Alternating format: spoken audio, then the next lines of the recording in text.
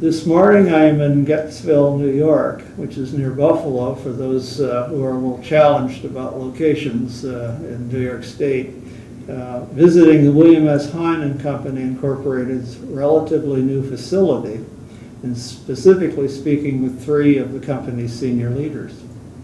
They are, sitting in the center of the group, William S. Hein, who is the chairman of the board, Kevin Marmion, the president, and Daniel Rossetti, who is the company's senior vice president. Today's conversation for the oral history of law librarianship will actually be a little bit different from most of the other videos that are in the collection.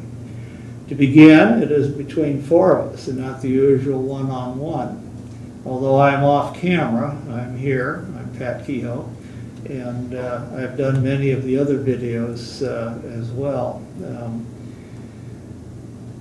It will have a slightly different focus than many of the others. Most of the others talk about the work and the lives of the individual with whom I'm having the conversation.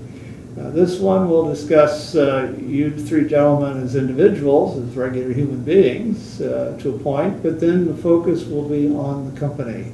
Some of the products you're doing, some of the innovations, maybe some of the history of not only this company, but the industry of which you are sort of the surviving part now, which there were a number of companies a few years ago who were your sort of more direct competitors.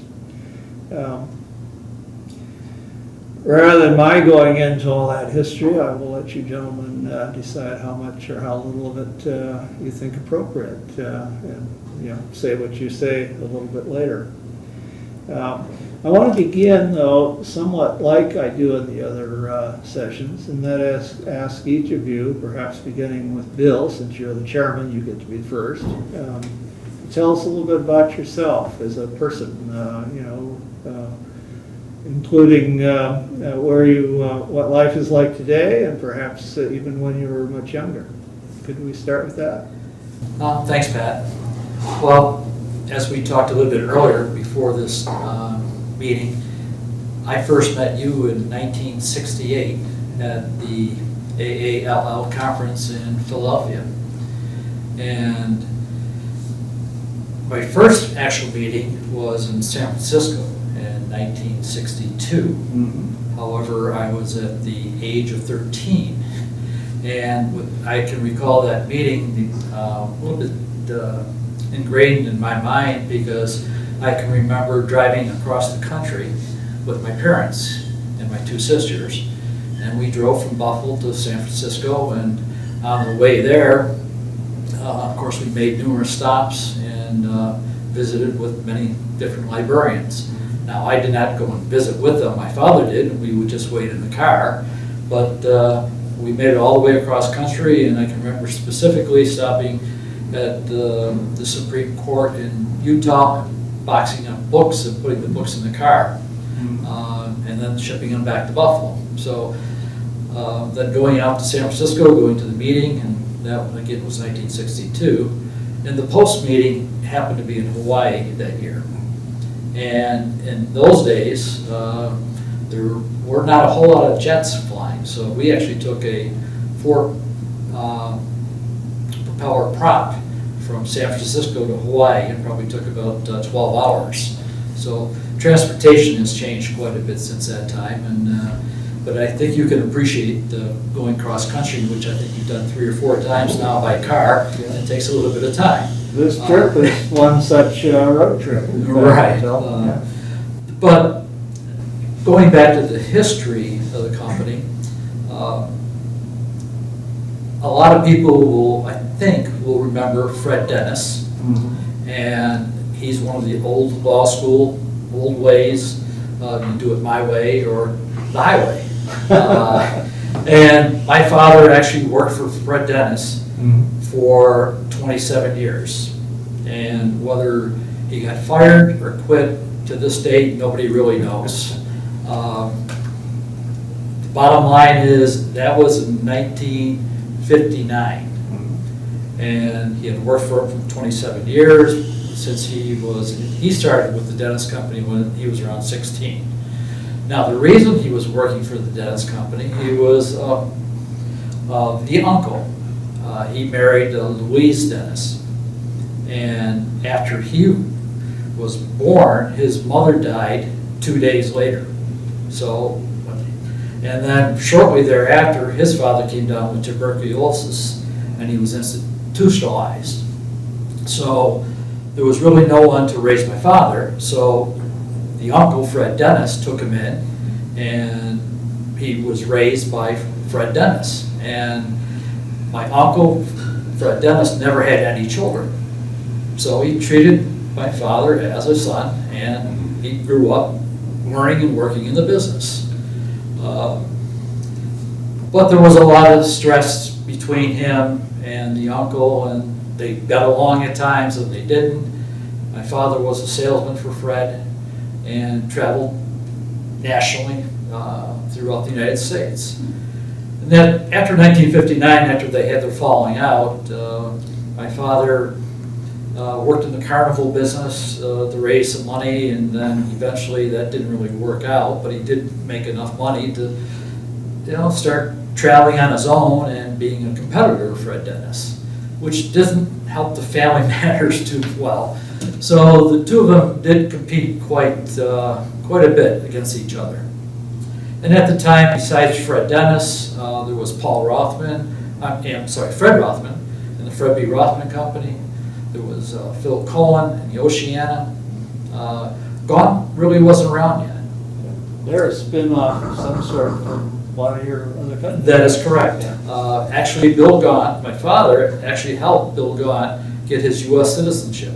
Bill Gaunt actually was working for Carswell in 1960, I think it's 67 and 68. He worked for the William Messiah Company. And after that time, whether it was a falling out or whether there was mutual agreement, Bill Gaunt left and went down to Florida and started his own business down in Florida. But Bill Gaunt, again, was part of the Hein Company at one time. Going back to Fred Dennis, they competed fiercely. Back in those days, the Rothman Company, the Dennis Company, Oceana, and Gaunt, they all competed. It was the old school. Yeah. Like I said earlier, you did it their way or the highway, you were gone. Yeah. And an awful lot of competition back then. So that continued for a number of years. 1983. Fred Dennis passed away, and Fred Dennis, told a lot of librarians that he was going to will the business to them if you buy these books, or a lot of people didn't, take that with a grain of salt. The bottom line was he gave it to one of his drinking buddies. I don't want to mention any names, but that was the final outcome. He gave it to his drinking buddy. Well, needless to say, his drinking buddy didn't want to run a business. He just wanted to drink. So I approached him in 1983 in the fall, and we actually purchased the Fred Dennis Company, which was also in Buffalo, New York, which makes sense because we were an offshoot of that company. And in 1983, I bought the company from the executor of the estate, and 1984, Dan, I don't know if you were here at the time. I sure was. Okay, you were here at the time, and we all worked weekends and nights, and we moved all the inventory from downtown Buffalo, which was probably about 4 or 5 miles, to our place of operations on Main Street in Buffalo. That was probably the first major acquisition that we had made to bring the two companies together. Mm-hmm. And the next major acquisition would be the Fred B. Rothman Company. Mm-hmm. There was other smaller acquisitions in between, and that happened much later. That was in 1998. And how that came about was we were just starting to think about Hein and Hein. And And we knew that in order to do that, we would have to have permission from all the journals that were being published. When I talk about journals, I'm talking about Harvard, Yale, Columbia, Georgetown, University of Buffalo. And at that time, the Fred B. Rothman Company, which started many more years before the Hein Company, had a major portion of the journals. They probably had about 50%. And between Hein and Dennis, when we combined them all together, we probably had 50%. But in order to do Hein Online and make it appealing to the libraries, we would need all of them. So I approached Paul Rothman. His father had passed away. And I can remember having a meeting down in Tampa, Florida, where the two of us met at the airport and talking about, maybe doing a joint project and working together on this project. And Paul kind of shocked me. He says, well, why doesn't the bigger company buy the smaller company and, just be done with it? And at that time, I was kind of shocked. I didn't know how big his company was at the time or how big the Hein Company was. But I think Paul kind of knew that we were bigger and he wanted to sell. So I think that was 1997, and then 1998, the actual acquisition did take place. Paul and I, left the old school behind. We did compete, but there wasn't that fierce competition that we had. We were friends and we were foes, and wherever the cards fell, they fell. At that time, Dick was still working. Was Dick still working yet? No, Dick was. Okay, Dick had come over. 1992. Yeah. 1992? Yeah, Dick had come over. That's another little side story, because I can remember meeting Dick at one of the conventions, and we went off to the side and had a cocktail in one of the restaurants, and then I just said, Dick, if there's any time, that you're, would like to come work for us, please give me a call first. And that did happen, I guess, in 1992. For whatever reason, Paul didn't think that Dick was,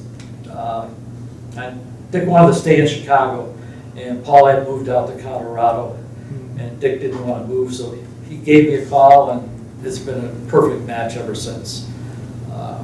That was, I think, one of the probably major downfalls of the Rothman Company, because he didn't keep Dick Spinelli, who was so well liked by all the librarians. So, going back to 1998, that was the year that we moved the Fred B. Rothman Company from Denver, Colorado, out to Buffalo. And that was probably the first start of my oldest son, Shannon Hein, which you'll be talking to later on. He moved out to Colorado and kind of oversaw not the operations there, but the movement of the stock from Colorado to Buffalo, which was in Littleton. So that was really the major two acquisitions that brought the company to where we are today, and it was more or less the beginning of the concept for Hein Online. But I'm just going to stop there, because Hein Online, I'll let Kevin and Dan speak about the Hein Online concept and how that all came about. But I've been, my father passed away in 1976 at a relatively young age, and I was 23 at the time, and I was kind of forced into the presidency. I had only been with the company since 1971, so I had been here for 5 years. And this is my 46th year full-time at the company. I don't really count the part-time years from going to the meeting in San Francisco. At 13. So, I don't count those Too years. young to enjoy the city, really, in a sense. It was always implied and understood that I would come into the company, at least by my father. Sure. So I've always been ingrained. He knew it before you did. Yes, he did, absolutely. So 1971, when I graduated from college, that was also the same year that he bought a new building, and I was also got married that year. So my marriage present for my father was move the company. So that was the beginning of the real expansion. But he passed away in 1976, and I was thrown in to be the president. And I didn't know if I could do it. Employees didn't know if I could do it.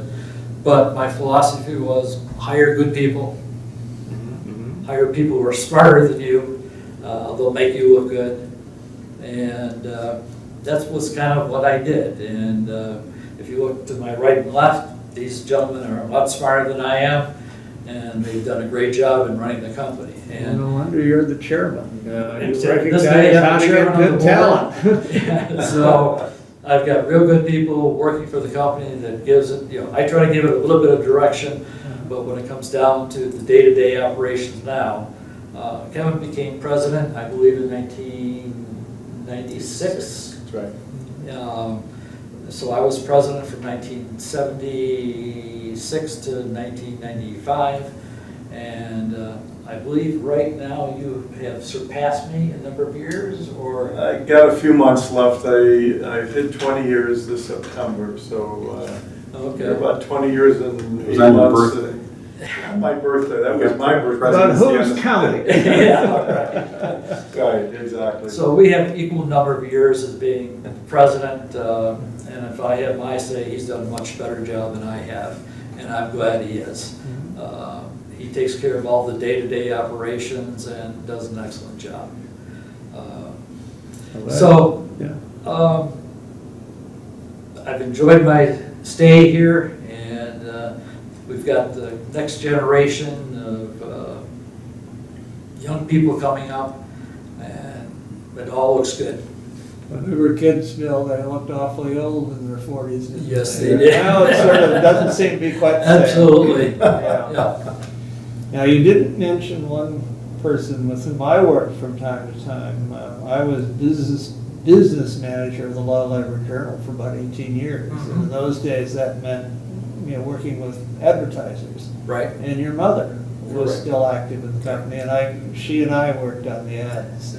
Well, I apologize for not mentioning her, but like a lot of the other businesses, like Fred Dennis, his wife worked with him and was the main bookkeeper, and I don't think she was ever present, but she was the person behind the scenes. He listed her as president in the last years. I think she was deceased at that point. But Yes. he carried it on the, at least on the letterhead that she was the president. Okay.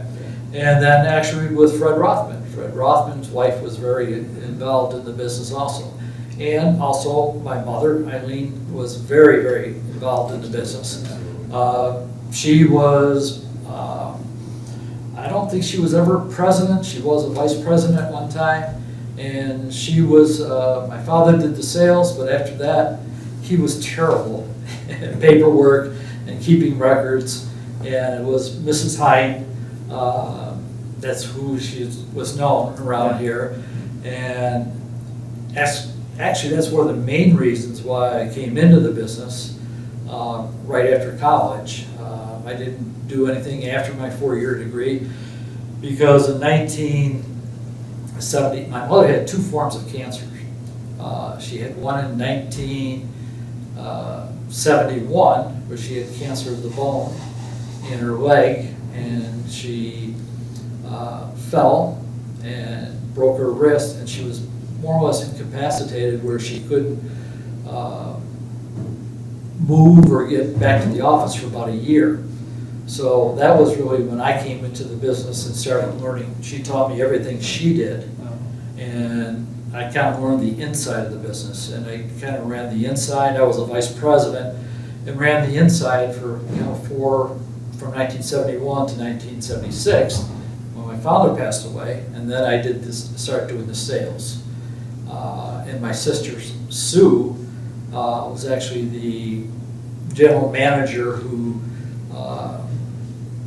took care of all the day-to-day operations, and she got remarried and moved in 1978 back to Asheville, North Carolina. But my mother was very involved, and she lived to be 92 and was very involved in the day-to-day.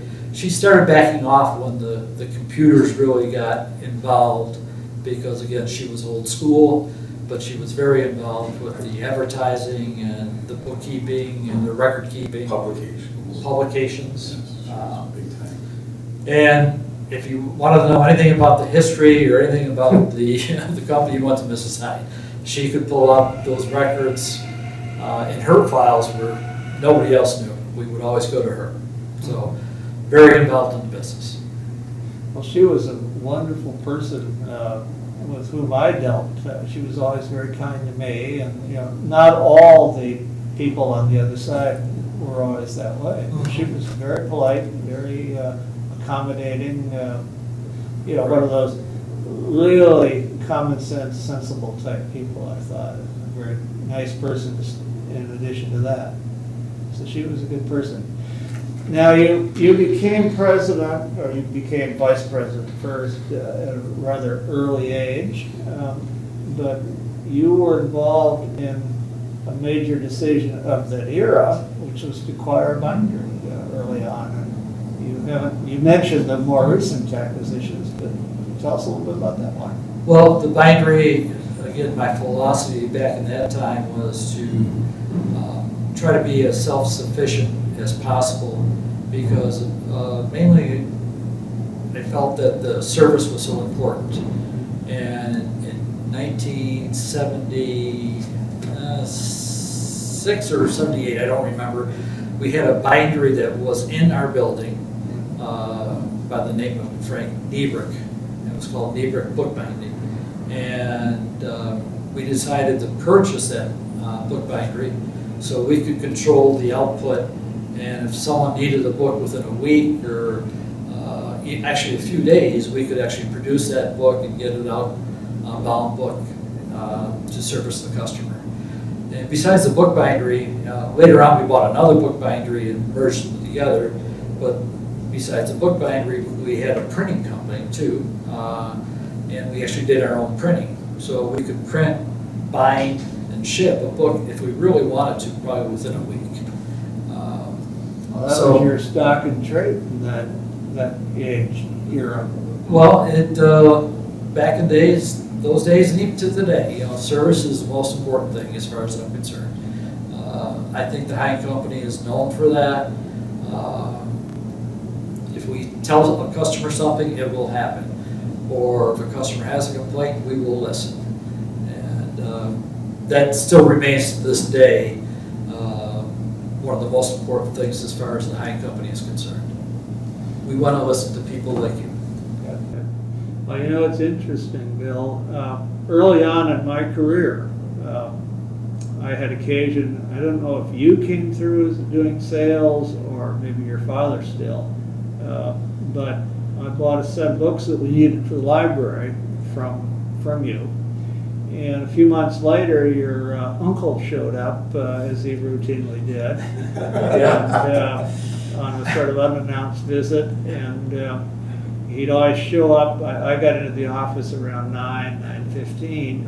He'd get there when the building opened at 8. And in those days, the American University Law Library, where I was the new director, was in the basement of the building with very little ventilation.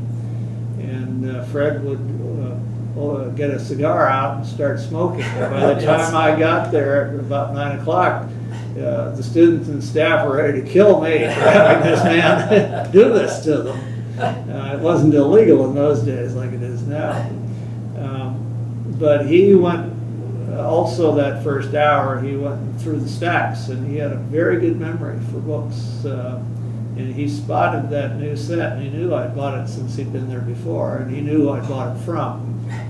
You would think, you've already opened up the fact this was a competitive era, you would think he was not just the dean, but maybe the president, the dean, and the chairman of the board of trustees all in one person, the way he was ordering me around.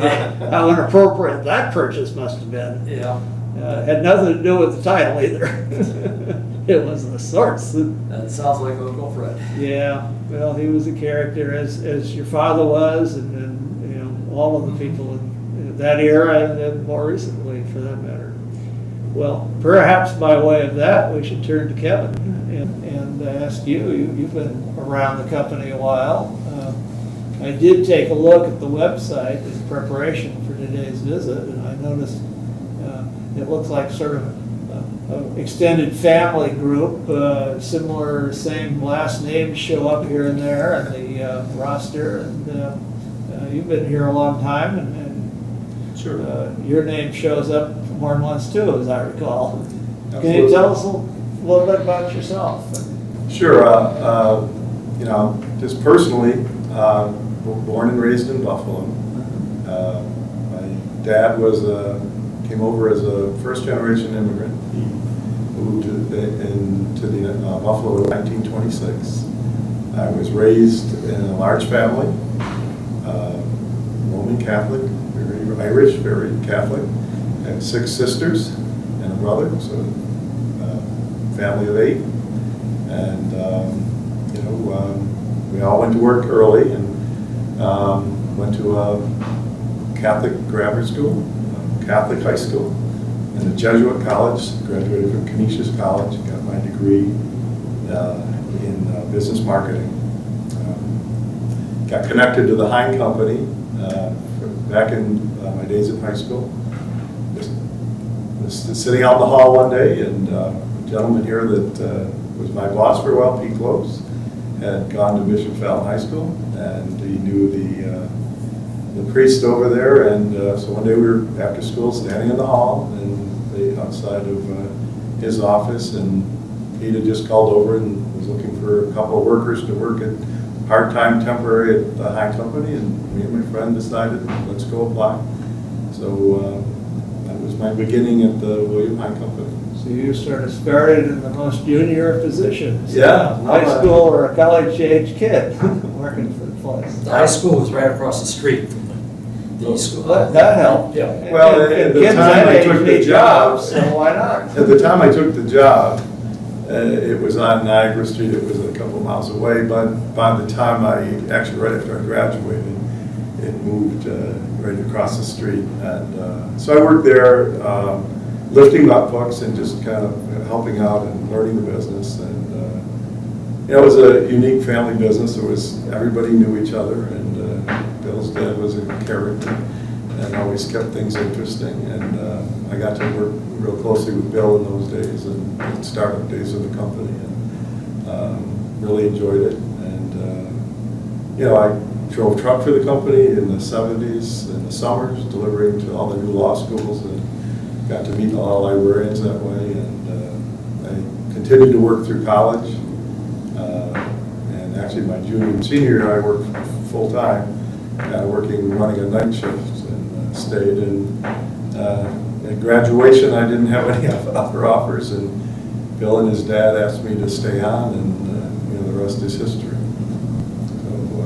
So you have been president for almost as long as Bill was in his day. Yeah. And nobody's counting, but you're a few weeks away from Yeah. surpassing that. Yeah, although my career has been at the Hein company, when I came in initially, I worked in the periodicals department.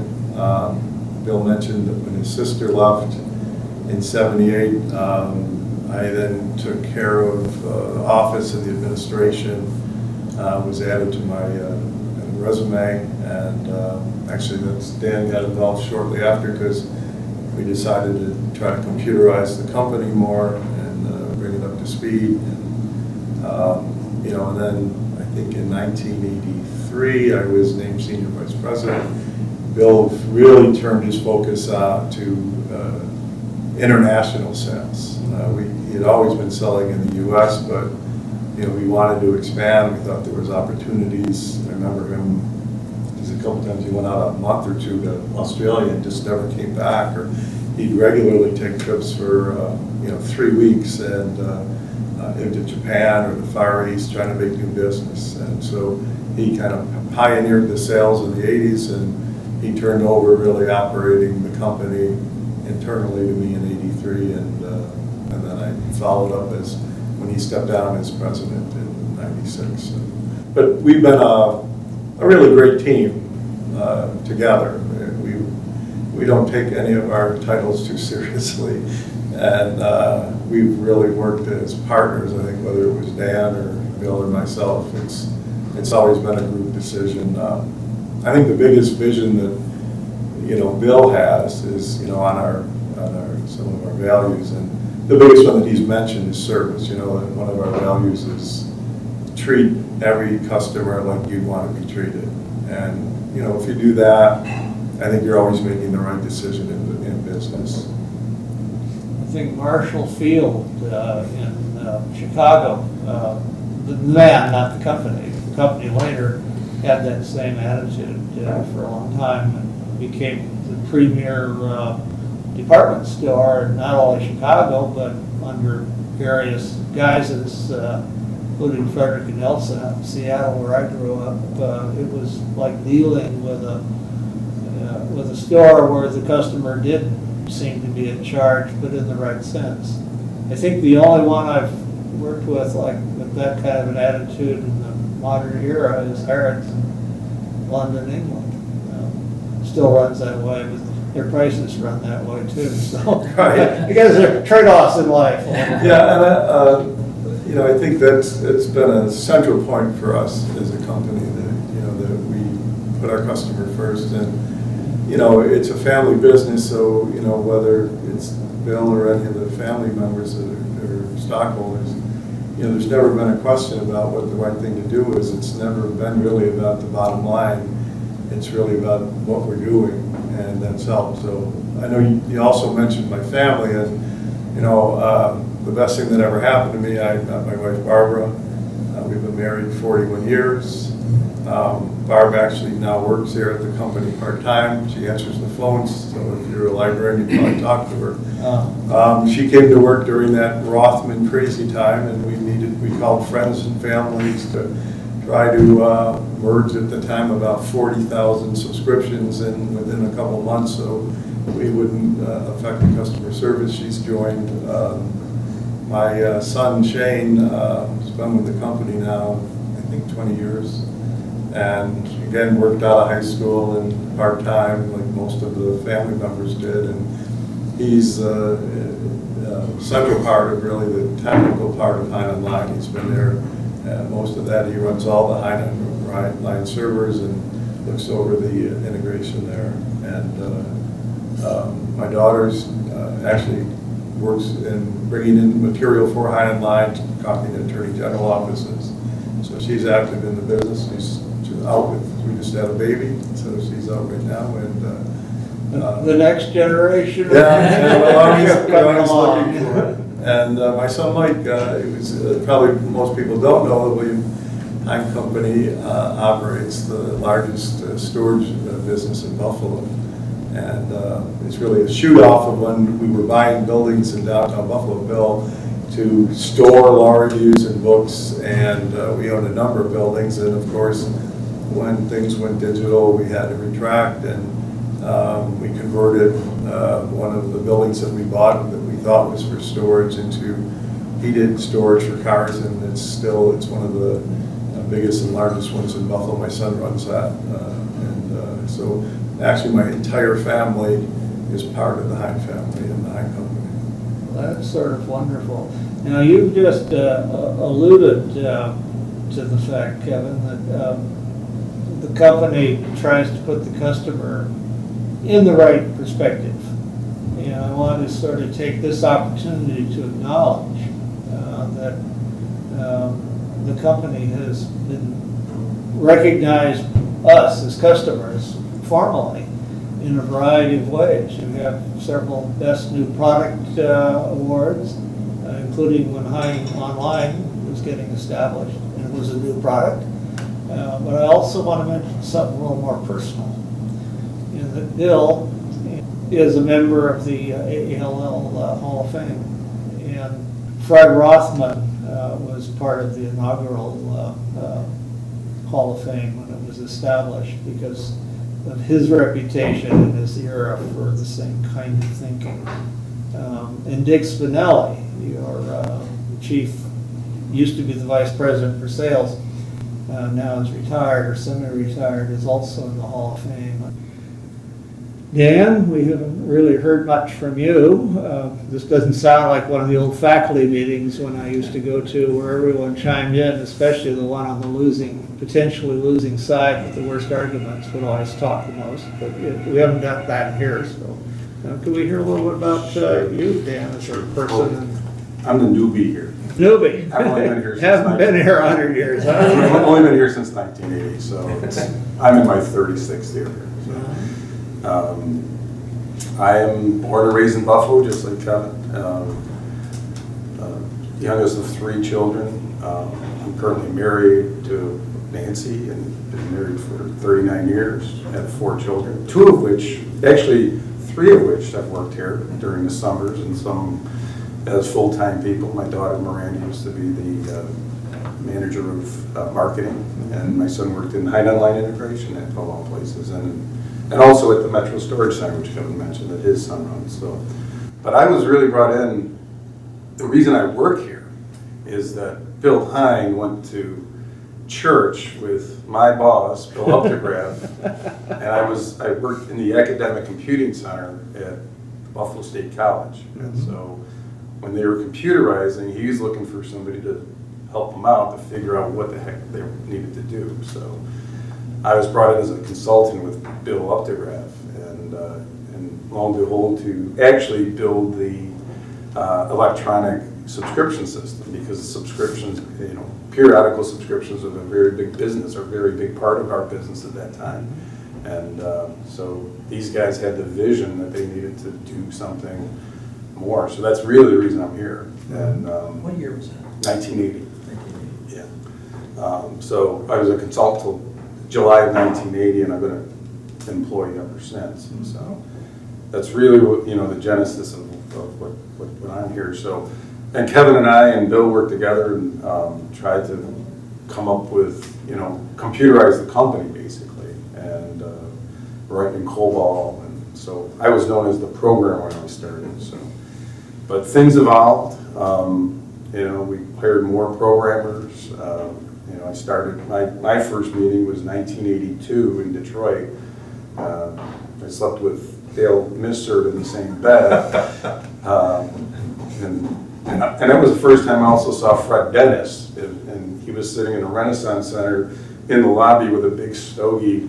Oh, and yeah. there was a pile of ashes on the ground. And they're going, "That's Fred Dennis." I'm going, "Oh, so that's Fred Dennis." So, but, so He over was the a years- legend in his own time. Yes, yeah. He was, I didn't really know him, met him twice. Yeah. But, over the years, we've kind of evolved. I've worn a lot of different hats. I've been in charge of publishing, in charge of HR, the Hein Online development, the early development, and getting that off the ground was my baby, with trying to implement Kevin's and Hein's vision of this new, we used to call the old law review project back then, and I think Kevin wrote a paper, right? Was it 96 you wrote that paper? 95, 95, he wrote a paper about the future of law reviews, and that was really the beginning of Hein Online as far as the idea, and so. Well, it's interesting how the whole world has shifted for all of us in the deal with legal information or any kind of information today. And of course, we've all been through the transition. I mean, it starts with everything's on paper and books, and the company, focused on those. Then we went into microfilm, many of us in the libraries. That was a passing thing, as were computer information on CD-ROM storage, which is a tiny capacity by today's needs. And now it's evolved into a whole new kind of real world. And you are not just part of it, you are a tremendously huge part of it with the Hein Online database. The so-called legal periodical project has evolved to become something very comprehensive and, from my perspective as a user, wonderful.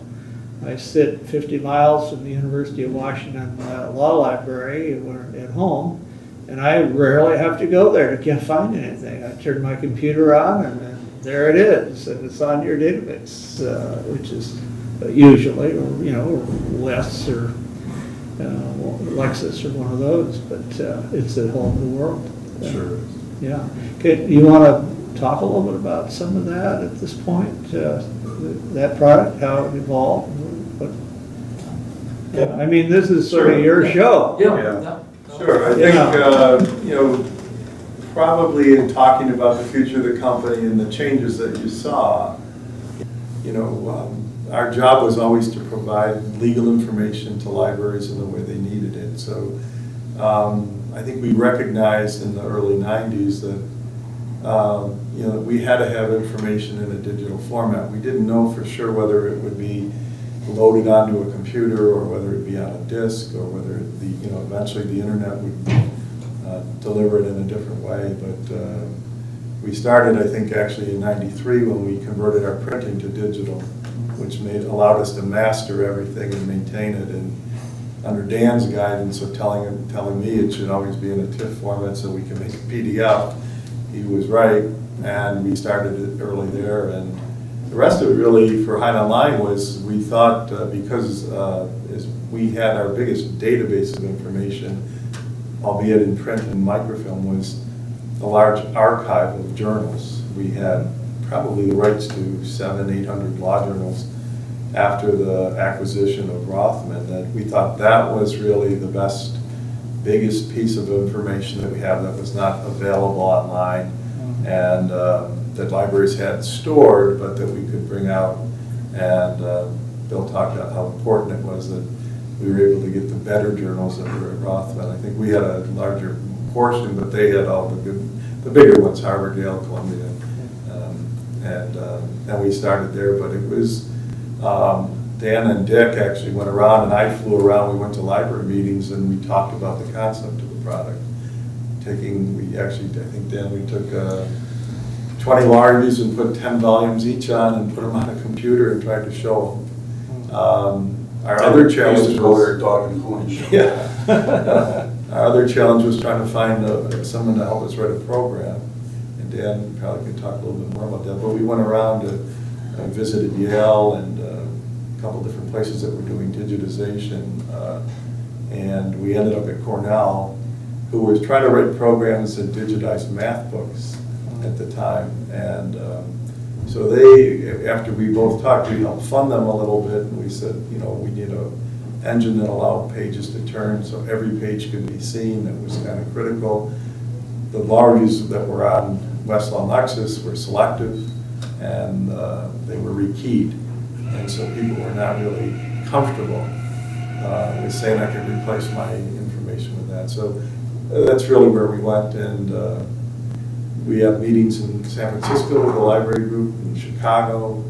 Nelco helped us, and we just listened to a number of librarians, law librarians, who told us how we should do it, what we should do first, and then we developed a strategy. And I remember sitting down and coming back and actually going back to the people that had suggested and said they'd support it, and I said, well, we need 20 of you to commit to it, and we'll get into production. And I think Judith Wright was one of the first, and Kathy Price, and really a lot of our customers and friends supported the concept before it was really even a product. And today there's 60 libraries and 120,000 titles and 130 million pages of information on Hein Online, and really most of those libraries, I'd say most of the information that's developed has been from suggestions from our customers who said, why don't you do this? Lolly Gasway called me and said, you need to do the U.S. reports. I said, oh, it's in 7 databases already. And she said, no, the original U.S. reports, they're rekeyed text in Westlaw and Lexis, and they modernized the language. You're the only one with your reprint that has the original actual case law, and you should digitize it. And so that was, I think, one of the first libraries we did after the journals. And sure enough, it's still in the top 5 libraries used in Highland, every year, so. Changed quickly, and our other strength was we were smart enough to listen to our customers, so most of our good suggestions come from them, and that's led to the success of the Right, company. and whether it was content or features too. I mean, most of the features that are currently in Hein Online were ideas that came from customers that we listened to and just said, yeah, we could do that, or that makes sense. Or Well, one of your choices, which is to basically copy the actual original, and in a way that it's obvious that nothing's been changed, reminds me of an old standing joke a few years back when Lexus was relatively new, and they had had stuff rekeyed by typists, probably someplace in, part of the world where they weren't too expensive.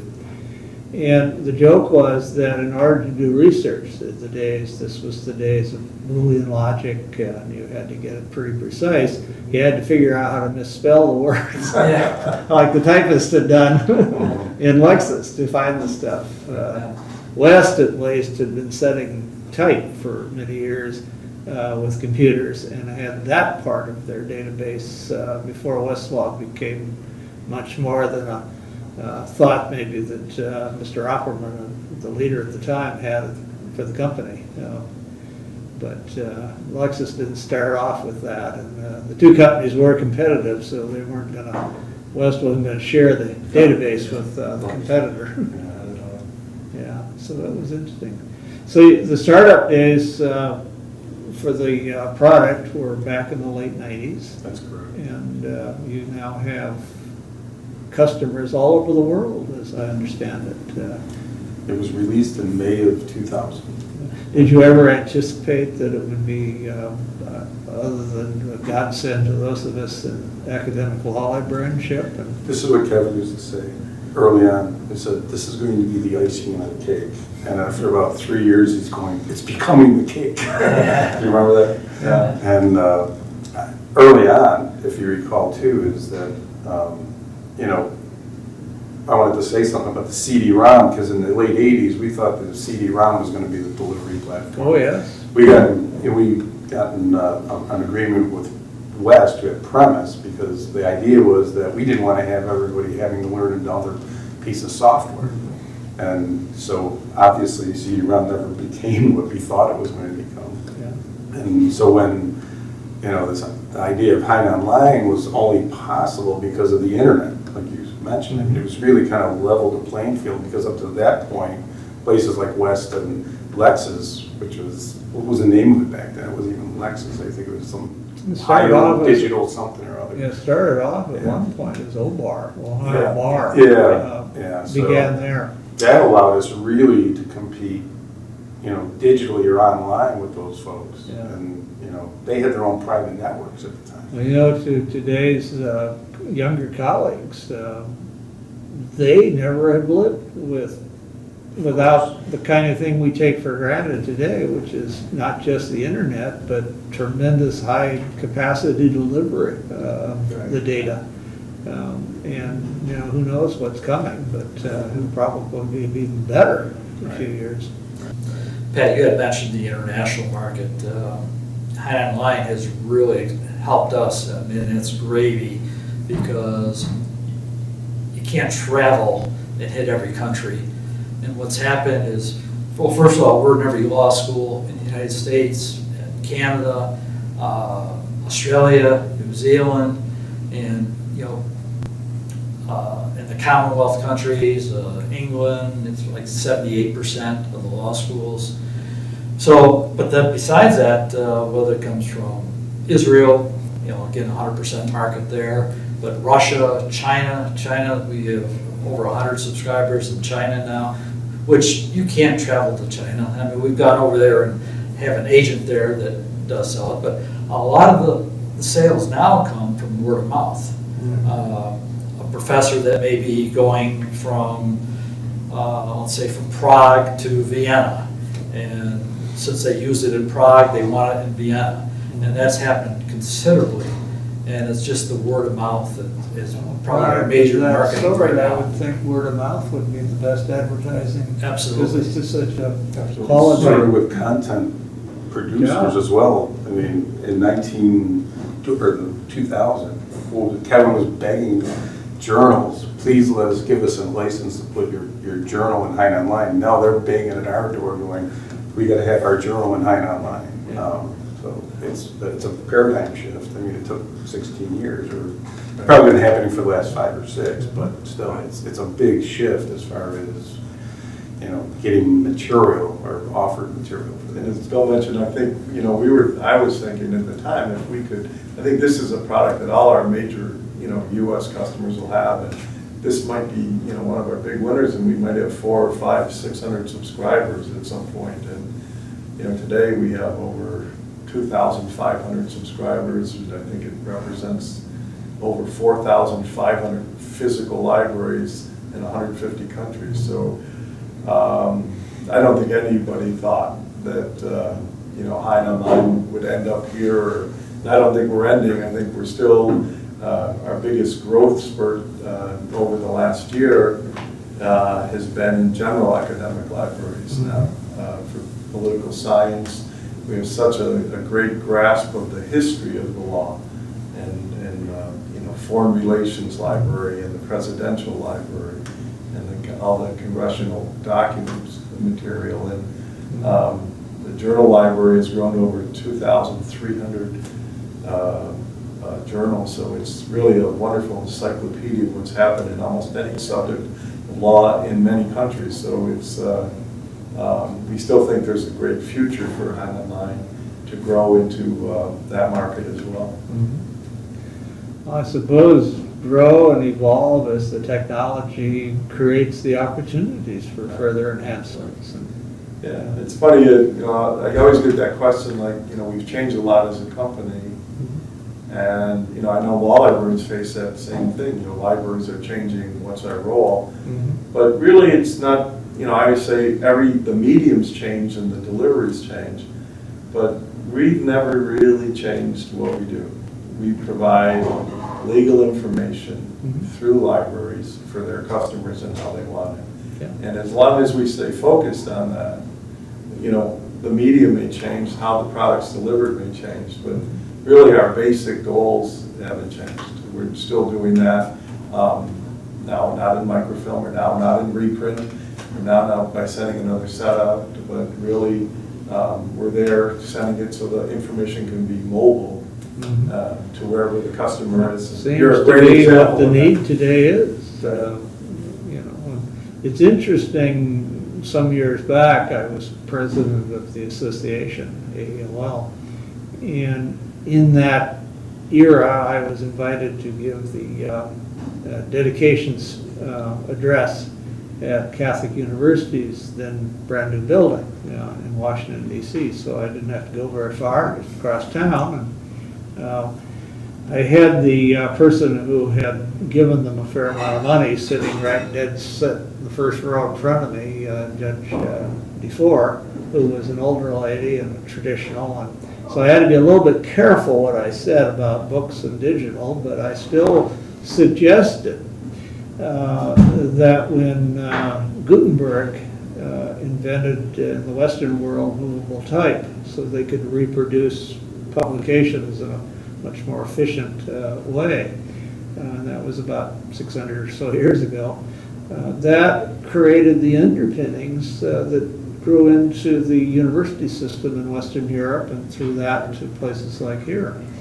And I thought that the digital world, as it was evolving, this is still the early 90s, had the promise of empowering people all over the world to have the kinds of information access that those of us lucky to be close enough to major research libraries had. This was going to be a tremendous empowerment for everybody. And I think your Hein Online is a prime example of exactly how that works now. Exactly. We have a small legal institute in Poland, you know, has 2,300 journals now. And they, you know, their researchers can find anything. I don't think that was our vision when we started, but it certainly has evolved into what our mission is. And we're working, as Dan mentions, now we're getting more and more overseas journals asking to join Hein Online and get their content in, so it's becoming even a larger source for information around the world. Well, gentlemen, sort of that, maybe we're sort of nearing the end of today's conversation, but it's my custom to ask, and I'll ask the three of you, if there's anything anyone can think of that we've not talked about that you'd like to mention or bring up at this point. I'd like to say something. These guys are talking about customer service and always trying to make sure the customer is getting what they need. But there's one other piece to that, and I think that's these two guys have always wanted everything to be better, and really never being satisfied with what more can we do, how can we fix it, how can we make it better. And I think that's really, you got to have customer service in order to stay in business, but in order to be really successful, I think you have to have somebody driving that and saying, we can be better, what's the next mountain, what's the next thing we can do. And I think that comes from the leadership that these two have provided over the years. Well, is there anything else before we sort of perhaps wrap things up? Pat, I just want to thank you for coming and just listening and hearing about Hein Online in the future, and it's here to stay. And there's been a lot of companies bought and sold, and it's something, to be honest with you, I've thought about in the past, but as far as long as I'm around, it will never be sold. There's good people working here, and it will continue on long into the future. You mean Lord Thompson isn't in the outer office right now No. trying to make an offer? There's been offers made, Yeah, but I'm sure been turned you're down. perceived as a very desirable potential acquisition by many of the companies. No desire whatsoever. So I just want the people out there listening, we're going to be around here for many, many more years. Yeah, well, I will leave all that right in here as we wrap up things, and if you have anybody beating on your door who wants you to say it in a different way, give them a password for about 20 minutes to watch this part of our There we go. conversation today. Well, Bill, I appreciate your thanks, and I appreciate everybody else here in the company and all the making me feel very welcome here this morning. But I want to thank the three of you gentlemen for being part of this as well. And although I thank you sort of because I am here on my behalf, I'm the lucky guy that got to come and be here and talk with you.